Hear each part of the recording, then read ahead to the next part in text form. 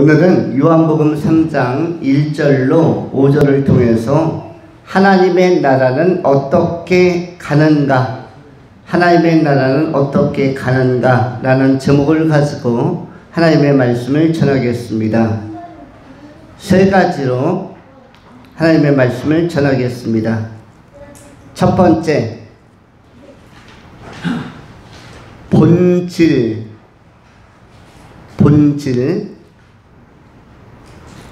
두 번째, 중생. 세 번째, 회복. 이렇게 세 가지로 본문을 분석합니다. 첫 번째는 본질에 관한 것입니다. 이 본질이라는 것은 본질 추구, 달리 표현하면, 구체적으로 표현하면 성경적 본질 추구 또는 복음적 본질 추구를 이야기하는 것입니다. 여러분, 오늘 본문에 나오는 사람, 요한복음 3장 1절에 나오는 사람은 니고데모라는 사람이었습니다. 니고데모는 어떤 사람이었냐면 바리새인이었는데, 여러분, 니고데모는 그 이름이 무슨 뜻을 가질까요? 히브리어로 유대 이스라엘의 모든 사람들의 이름은 의미를 가지고 있어요. 우리 대한민국에서도 사람마다 자기 한자어로 된 사람은 의미를 가지고 있고, 뭔가 시사하는, 그리고 이런 바람과 기대가 자기의 이름 안에 담겨 있습니다. 근데 오늘 본문에 나오는 니고데모는 무슨 뜻이냐면 본질을 추구함으로 승리하는 자, 승리자라는 뜻이에요. 승리자.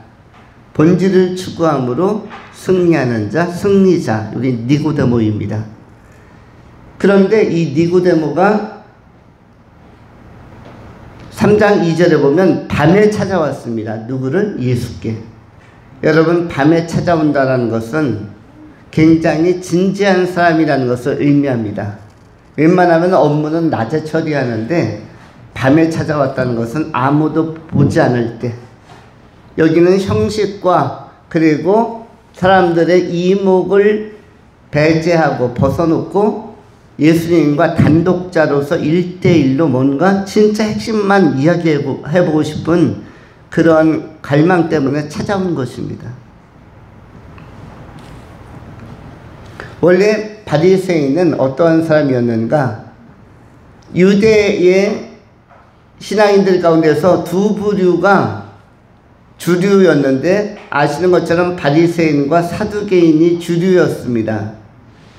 또 한 가지는 열심당원이라는 사람들이 있었죠. 이것이 3대 그 이스라엘의 종교인들의 모습이었는데, 그 중에서 바리새인은 어떤 사람들이었냐면 하나님의 나라와 부활을 믿는데 형식적인 사람들, 율법을 너무 잘 지키려고 하다 보니까 법 규정에 나오는 600개 이상의 법조문을 다 암송해서 그것을 하나하나 지켜서 거기에 위배되면 막 돌로 치려고 하고, 이런 사람들이 바리새인이었습니다. 음식 먹으러 갈 때는 반드시 그 현관문 앞에 있는 물통에서 손을 닦아야 하고, 심지어는 발도 닦기도 하고, 이런 사람들, 바리새인들, 굉장히 하나님의 나라에 대한 관심은 많았으나, 그러나 하나님 나라에 어떻게 들어가는지 본질은 접근을 하지 못하지만 외형적으로는 뛰어난 사람들. 그런가 하면 사두개인은 하나님의 나라의 정신, 하나님의 말씀의 정신을 따라 살려고는 하였으나 부활은 믿지 않는 사람들. 바리새인들은 부활은 믿었는데 신앙이 형식적이었고, 사두개인은 반면에 형식적인 신앙이라기보다는 고상하고 교훈 중심에 가치 있는 신앙적 윤리를 잘 지키고, 이런 사람들이었습니다. 하나님의 정신을 가지고 살려고 하는 사람들. 그런데 이 사람들은 뭘 안 믿었어요? 부활, 다음 세상을 안 믿는 사람들이었어요. 그 사람들이 사두개인. 그리고 열심당원은 뭐냐면 마치 현대의 해방신학자들처럼 이 세상 사람들의 인권과 또 빈부의 격차를 극복하고자 하는 열심들, 어려운 사람들을 돕고자 하는 긍휼이 많은 사람들, 또 속박되고 억압받는 나라를 해방시키고자 하는 뜨거운 열정을 가진 사람들, 이런 사람들이 또 그 당시에는 이스라엘의 독립을, 로마의 식민 통치로부터 독립을 갈망했던 사람들이 또 열심당원이었습니다. 이런 사람들이 나름대로 하나님을 의지하고 하나님 앞에 서려고 했던 세 부류의 사람들이었습니다.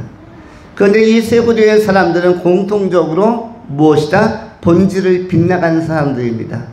핵심을 빗나갔고 하나님께서 제시하신 말씀의 본래적 정신과 메시아 예수 그리스도를 통해서 구원하고자 하는 복음의 본질을 잘 깨닫지 못하는 사람이 누구였는가 하면 바로 바리새인, 사두개인, 열심당원이었습니다. 그런데 그 가운데에서 오늘 바로 본문에 나오는 니고데모가 조금은 더 진지한 사람이었어요. 그래서 밤에 조용히 찾아옵니다. 저도 우리 성도들 중에서 밤에, 밤 10시쯤에 저 현관문을 두드리면 목사님 계십니까? 차 한잔 마시고 뭐 상담 좀 해보겠습니다. 또 뭐 질문이 있는데 하나님의 말씀이 잘 안 풀어져서 한번 찾아올 때 밤에 찾아오면은 이건 굉장히 진지한 거죠. 밤에. 그런데 니고데모가 예수님을 언제 찾아갑니까? 밤에 찾아간다는 것이에요. 그건 뭐냐면 진짜 본질을 알고 싶은 사람들. 왜냐하면 말라기 선지자 이후에 세례 요한 때까지 선지자가 나타나지 않아서 하나님의 말씀을 풀어줄 자가 없었습니다. 그러다 보니까 너무 본질을 찾고 싶은데 하나님께 가까이 가려고 하긴 하는데 인간적 방법을 자꾸 동원하다 보니까 자꾸 빗나가는 것 같은데 뭐가 이건 아닌 것 같은데 하는 그런 의구심을 가지고 있었던 사람이 바로 니고데모였는데 이 사람이 정말 진리란 무엇인가, 승리란 무엇인가, 복음의 본질은 무엇인가, 구원을 어떻게 받는가에 대한 이 궁극적인 물음을 가지고 예수님을 찾아오게 된 것입니다. 그러면서 오늘 요한복음 3장 굉장히 중요한 예수님의 대답이 나오는 것입니다. 예수님의 매우 신령하고 그리고 신비하고 아주 통렬한 그리고 파격적인 대답, 거듭남이라는 단어가 선포되면서 조금은 새로운 예수님의 이 본질적 복음에 대한 설명이 오늘 나타나고 있는 것입니다. 우리가 이 본질에 대해서 생각하는 것은 사람은 누구나 다 인생의 시간들을 소비하고 나면 돌아간다라는 표현을 씁니다. 이것은 전 세계 어떤 지역에서 살고 있는 사람도 80년, 90년, 100년을 살면 그 다음에는 어떤 표현을 쓰죠? 돌아간다. 돌아가는 방식, 돌아간다라는 것은 돌아갈 곳이 있다는 것이죠. 돌아갈 장소와 나라가 있다는 것을 전제하는 것이 돌아가셨다인 것입니다. 최근에도 큰 사고로 돌아가실 뻔한 사람이 살아난 사건도 있고 돌아갈 수 없다고 판단된 사람들이 돌아간 사건도 발생했습니다. 경북 봉화에서는 아연광산에서 돌아갈 것이라고 예상했던 9일 동안 그야말로 광산이 무너져서 그 지하 갱도에 갇혀서 그 수십 미터 굉장히 깊은 곳에 갇혀 있는 사람, 도저히 희망 구원의 기대 가능성, 희망이 희박했던 사람, 돌아갈 뻔했던 사람은 어제 구출이 되었고, 그리고 이태원에서는 절대로 육지에서 사람이 집단으로 돌아갈 수 없는 상황. 여러분, 육지에서 비행기도 아니고 공중에서도 아니고 바다에서도 아닌데 집단으로 156명 이상이 돌아갈 수가 있나요? 육지에서? 이거는 기획을 해도 거의 불가능합니다. 이것은 작전을 짜고 아무리 확률적으로 156명이 육지에서 그리고 어떠한 총격이나 또 위에서 돌멩이가 떨어지거나 건물이 붕괴되거나 삼풍백화점이나 성수대교 무너지는 것처럼 그런 사건도 아니고 그냥 걸어가다가 죽을 확률 얼마나 되겠습니까? 이건 전 세계에서 이런 방식으로 돌아가는 사람들은 없습니다. 어떤 큰 스타디움, 축구 경기장에 막 8만 명, 10만 명씩 브라질이나 영국 같은 나라에서 들어갔다가 한쪽이 무너지면서 압사 사고가 있을 수는 있겠으나, 그런데 이렇게 그냥 불과 한 40-50m도 안 되는 짧은 거리에서 150명이 순식간에 서 있는 상태에서 돌아가는 것, 누가 때리지도 않았어요. 서로 그냥 붙어 있다가 낯선 사람들과 붙어 있다가 낯선 사람들과 쌓이다가 돌아가는 경우는 없습니다. 그런데 중요한 것은 사람은 조금 일찍 돌아가는 사람들이 있는 것이고, 그런데 언젠간 다 돌아갈 사람들입니다. 그러면 돌아가면은 어디로 가는가? 돌아가는 나라와 장소는 어떠한가 하는 것입니다. 돌아갈 나라는 반드시 있습니다. 여러분이 세상을 떠나 인생을 마쳐, 인생은 돌아가기 때문에 여행이라고 표현하는 것이 좋습니다. 인생은 여행입니다. 여러분들은 지금 여행자로서 많은 것들을 경험하고 느끼고 거기에는 희로애락이 다 담겨져 있는 것이죠. 여러분이 몸이 좀 약해진 분들은 늙어서가 아닙니다. 늙어서 약해진 게 아니라 인생 여행을 충분히 했기 때문에 이제 약간의 육체적 피로감, 정신적 피로감이 오는 것이 약화로 나타나는 것이지, 여러분들은 지금 충분한 여행을 하고 있는 것입니다.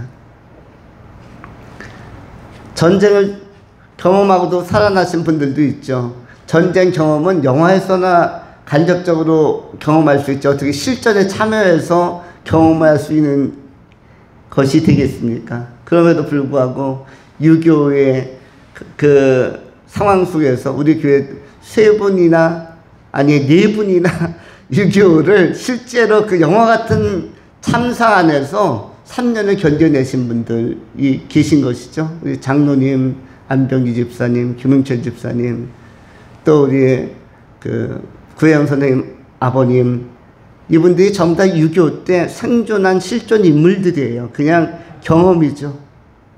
산 지인들이죠. 이것이 이분들 안에 드라마로, 젊은 세대는 드라마나 영화로만 봤던 그 현장 안에서 실제로 움직였던 분들입니다. 우리는 여행자인데 반드시 돌아갈 곳이 있습니다. 그런데 돌아갈 그곳, 그 시간은 사람은 예측할 수 없다라고 성경이 기록을 합니다. 야고보서 4장의 성경이 이렇게 말씀합니다. 들으라, 너희 중에 말하기를 오늘이나 내일이나 우리가 어떤 도시에 가서 거기서 1년을 머물며 장사하여 이익을 보리라는 자들아, 내일 일을 너희가 알지 못하는도다. 너희 생명이 무엇이냐? 너희는 잠깐 보이다가 없어지는 안개니라. 야고보서 4장 13절로 14절의 말씀입니다. 14절의 말씀인데, 내일 일을 너희가 알지 못하는도다. 너희 생명이 무엇이냐? 너희는 잠깐 보이다가 없어지는 안개니라. 우리는 잠깐 있다가 없어지는 안개처럼 지상의 삶과 지상의 추억들은 사라지고 마는 것입니다. 그리고 돌아가는 것입니다. 돌아가서 머무는 그 나라가 우리의 본질적인 나라, 영원한 나라입니다. 어떻게 보면 플라톤의 이론에 의하면, 철학자 플라톤의 이론에 의하면 지금 자연세계와 우주세계, 여러분이 지금 살고 있는 지구촌과 우주의 이 실존적인 시간은 뭐라고 이야기하냐면, 호숫가에 비춰진 음영, 하나의 산자락이 있으면, 큰 산이 있으면 호수에 그 그림자가 비춰지죠. 그래서 호숫가에 있는 그림자가 현재 삶이고, 이 현재 삶을 통해서 현재 호숫가에 그려진 산자락이라든지 바위라든지 이걸 보고 실체를 볼 수가 있는데, 실체가 바로 이데아의 세계, 저 본원적인 세계가 있다. 그것을 뭐라고 이야기하냐면 신앙적으로는 하나님의 나라라고 이야기한 것이며, 그리고 철학적으로는 이데아의 세계, 더 본질적이고 초월적인 세계가 있고, 지금 우리는 현상 세계 속에서 살고 있는데, 이 현상은 바로 무엇이다? 그림자 같은 것이다. 그래서 실체를 주목해야지 그림자에 너무 매이거나 묶여서는 안 된다. 왜냐하면 오늘 본문 말씀에 나온 것처럼 내일 일을 너희가 알지 못하는 도다. 너희 생명이 무엇이냐? 너희는 잠깐 보이다가 없어지는 안개와 같으니라. 너무나 많은 사람들, 이번에 이태원에서 156명의 사람들이 지난주 금요일까지는 정말 잠깐 보였던 사람들이에요. 보였던 사람들이죠.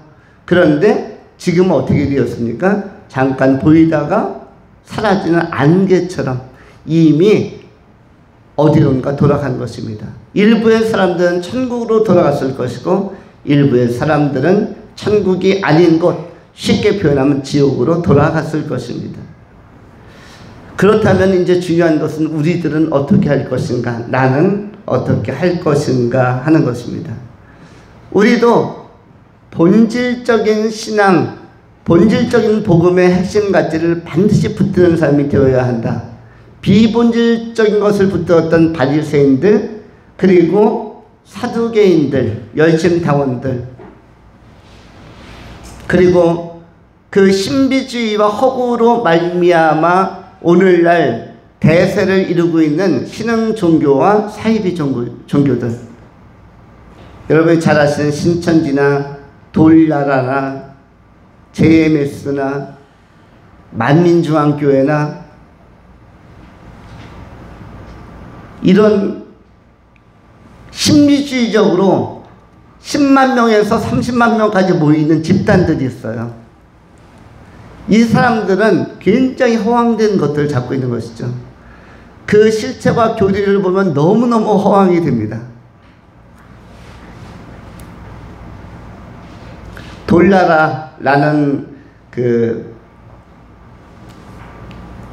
종교가 하나 있는데, 거기는 학생들을 어릴 때부터 학교를 안 보내고 대안학교로 보내는데, 대안학교에서 딱 2가지만 과목을 정했어요. 등록은 대안학교인데 내용은 뭘 가르치냐면은, 첫 번째는 그 교주가, 박명우라는 사람, 교주가 누구이다? 모든 사람의 신랑이다. 이거를 가은이만한 꼬마애들에게 3-4살 때부터 가르치고, 박명호가 모든 사람의 구주요 신랑이라는 그 글을, 곡을 한 300개를 만들었어요. 그래서 어린이 아동부, 영아 유치부부터 부르게 합니다. 그런데 여기에 또 한 가지는 요 교리와 더불어서 나머지는 노동 과목이에요. 계속 일을 시킵니다. 산을 개간하고 뭘 심고, 이렇게 해서 여기에 지상에 천국인 것처럼 이렇게 소개해가지고 40년 전에, 제가 굉장히 오래전에 이걸 보았는데 너무너무 사람들이 신기해하고 반응을 많이 보였었습니다. 그런데 그게 요즘까지도 있어요. 몇십 년 됐습니다. 근데 최근에는 이 돌나라가 어디로 옮겼다고 하죠? 나라를? 한국에서 땅을 수십만 평씩 막 확보해서 농장도 하고 막 교세를 몇만 명씩 넓혀가다가 브라질로 다 옮겨갔어요. 브라질로. 왜 브라질로 옮겼는가? 한국은 북한의 핵 위협 때문에 평화로운 나라가 될 수 없다. 우리는 저 지구의 종말이 오기 전에, 제3차 세계대전이 발생하기 전에, 북이 핵을 터뜨리기 전에 먼지 밀림으로 들어가자 해서 몇만 명의 성도를 이끌고, 다 따라가지는 못했겠죠. 브라질로 다 갔습니다. 그래서 여기에서보다 훨씬 많은, 그야말로 100만 평 이상의 땅을 확보해가지고 지금 거점을 브라질로 옮겼습니다.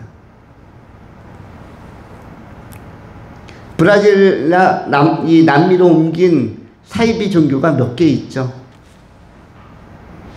신옥주라고 하는 여자 교주도 본인을 따르는 수백 명과 함께 또 그쪽 남미 숲속으로 들어갔습니다.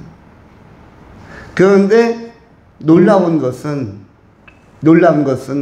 우리는 교회 위치를 10km만 옮겨도 잘 거기 따라가려고 하지 않는데, 여기는 10km가 아니라 다른 나라도 아니고 일본도 대만도 중국도 아니고 어디까지, 브라질까지 따라가는 사람들이 엄청나게 있다는 것이에요. 그 말은 무엇이죠? 얼마만큼 비본질적인 것에 몰입되어서 이른바 홀렸다고나 할까요? 이른바 취했다고나 할까요? 그래서 브라질로 다 갔습니다. 이러한 것들이 오늘날 너무 많은데, 근데 문제는 거기에서 심취해 있는 사람들이 전부 다 자신들이 구원을 받는다고 확신하고 있다는 것이 문제입니다. 바리새인도 사두개인도 열심당원도 이 신비주의도 다 구원받는다고 생각하는 것이죠. 신천지도 마찬가지고 여호와의 증인도 마찬가지고, 이단의 결정적인 문제는 자신들이 구원을 받는다고 착각을 하고 있다는 것입니다. 다 하나님의 나라 들어간다라고 생각하는 것, 이것이 결정적 문제인데, 우리가 오히려 니고데모처럼 진지해서 자신의 궁극적인 신앙을 예수님 앞에 점검하는 이 진지함이 꼭 필요한 것입니다. 천국, 하나님의 나라는 어떻게 들어가는가? 오늘 설교 제목의 본문에 답을 한다면, 지금부터 잘하면, 지금부터 잘 믿으면 천국에 들어가는 것입니다. 하나님의 나라는 어떻게 들어가는가?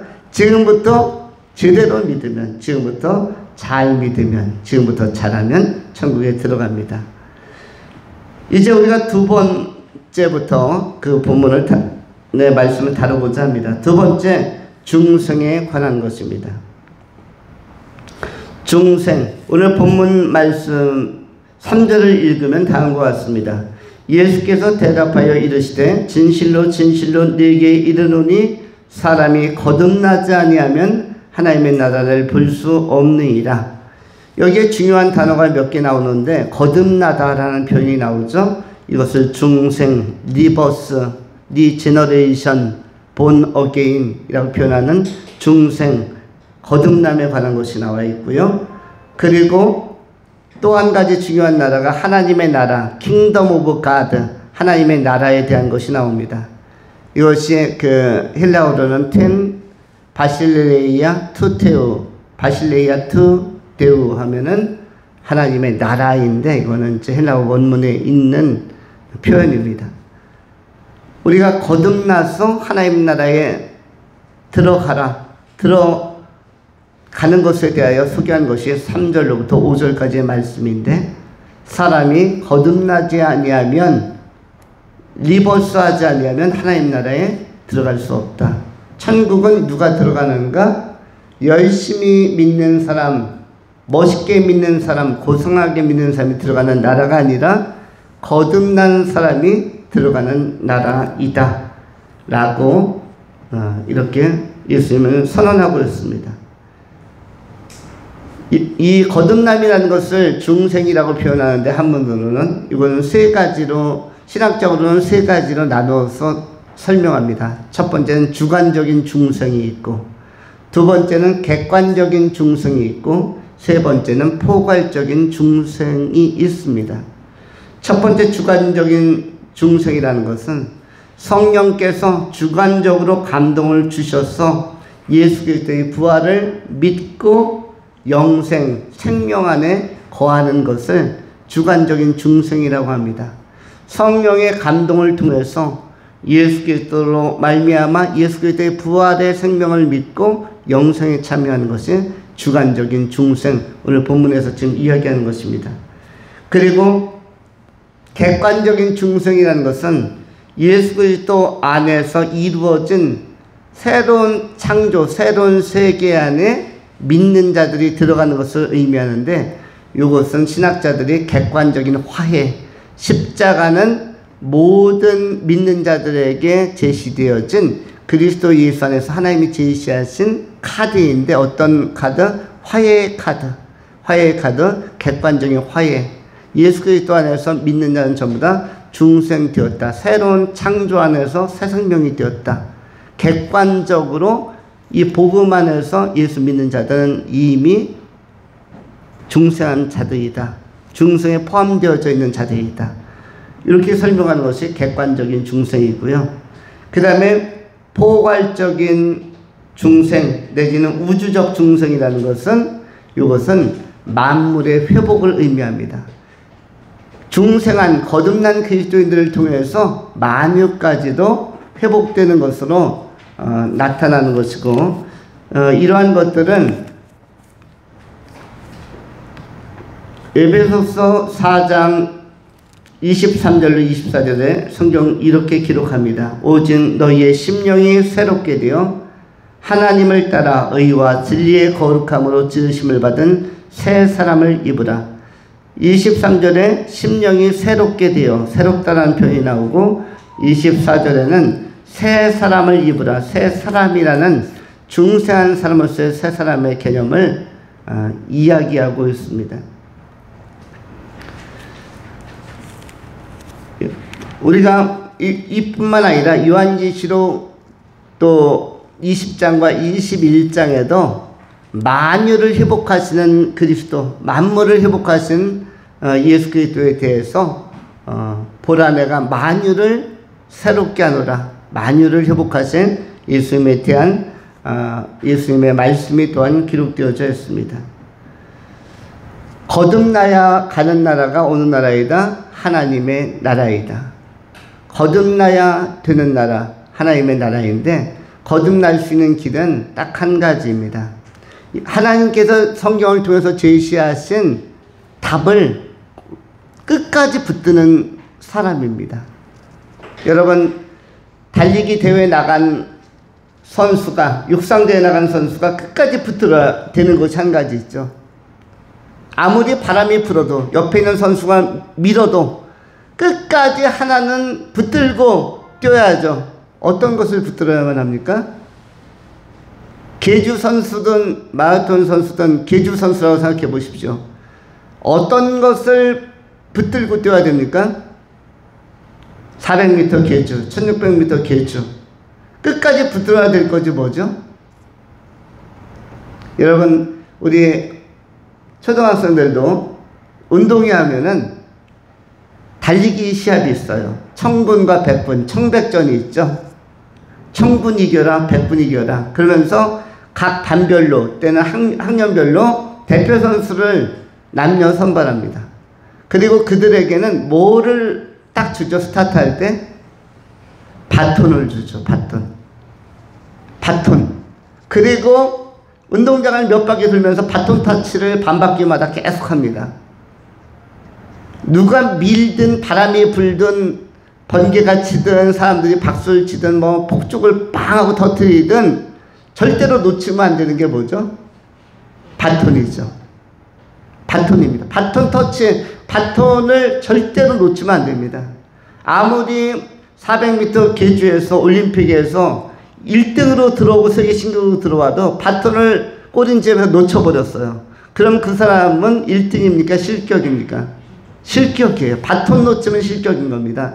2등이 늦게, 수십 미터 늦게 뒤에서 쳐져서 온다 할지라도 바톤을 꼭 쥐고 꼬린지점에 들어오면 누가 1등이 되는 것이에요? 2등이 1등 되는 것입니다. 바톤을 잡는 것이 중요한데 우리에게 있어서도 뭐가 중요하다? 복음의 바톤. 예수님께서 우리에게 주셨고 또 교회를 통해서 그리고 사도적 정신, 복음의 정신을 이어받은 믿음의 선배들이 계속 이어온 이 복음의 바톤을 우리가 꼭 붙들고 이 복음의 바톤을 꼭 붙들고 마지막 하나님 나라까지 들어가는 것, 끝까지 결승선까지 천국까지 들어가는 것이 중요합니다.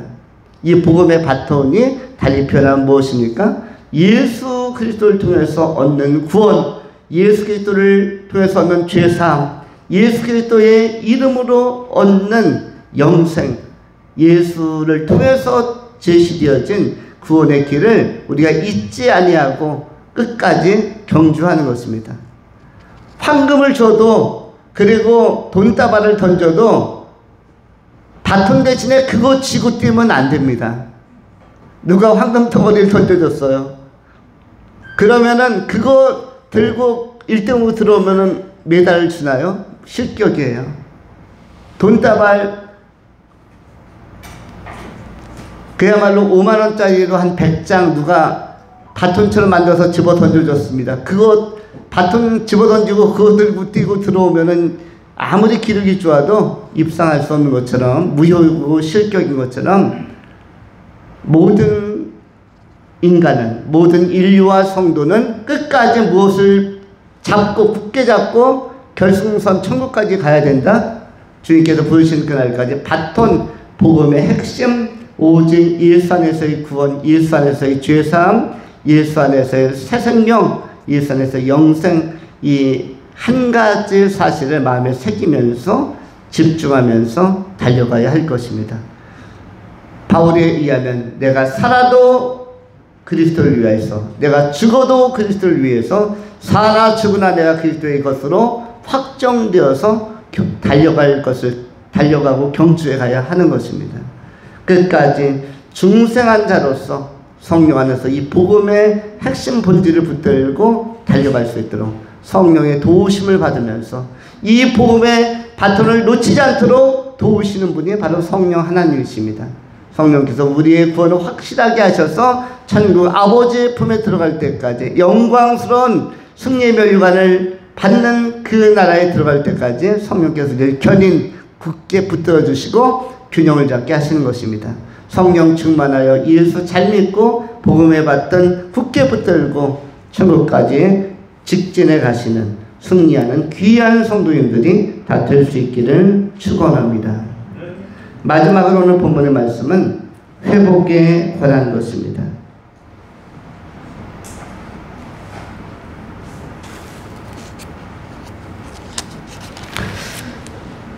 예수 그리스도의 이 복음은 모든 사람들에게 기회이고 또 생명을 주는 말씀이며, 동시에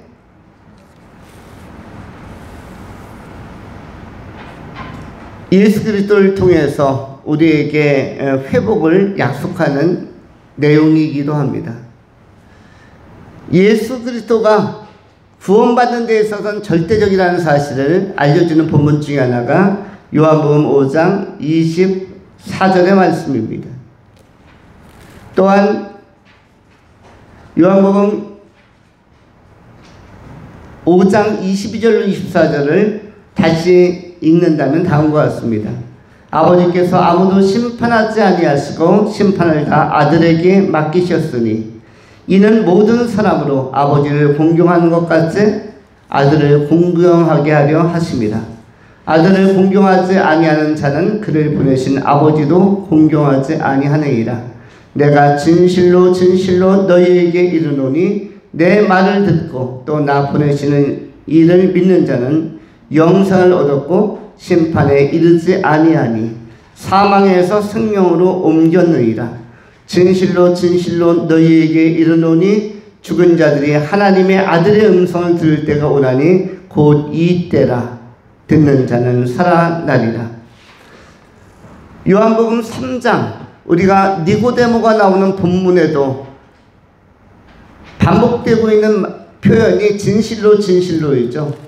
다른 어떤 복음서나 성경의 어떤 내용보다도 진실로 진실로가 많이 사용되고 있습니다. 그런가 하면 요한복음 3장뿐만 아니라 지금 바로 읽은 요한복음 5장에서 다시 예수님은 진실로 진실로를 사용하고 있습니다.